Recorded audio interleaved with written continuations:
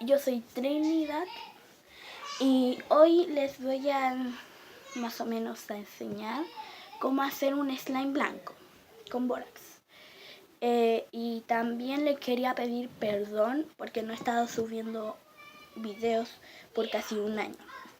Y es porque ahora sí voy a empezar a subir videos, pero fue porque más o menos igual como que me costó un poco sacarme esos comentarios malos que me decían de la cabeza.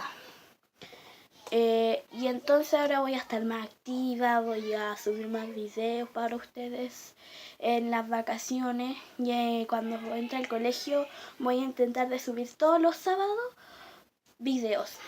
Y ahora este fin de semana me voy de vacaciones y les voy a estar grabando la casa en que nos vamos a quedar o la cabaña, por decirlo así, con quién voy, porque voy con una amiga que se llama Anto, que salió en el video una invitada especial, y la Sofía, que es otra amiga que no la conocen, pero vamos a ir con su familia, con la familia de la Anto y con mi familia.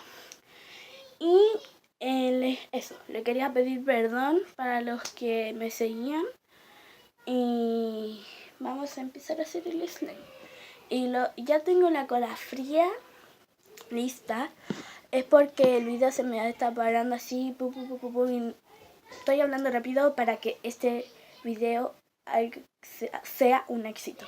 Así que ya eché la cola fría, necesitan un pote con tapa, porque después en este mismo pote vamos a guardar el slime.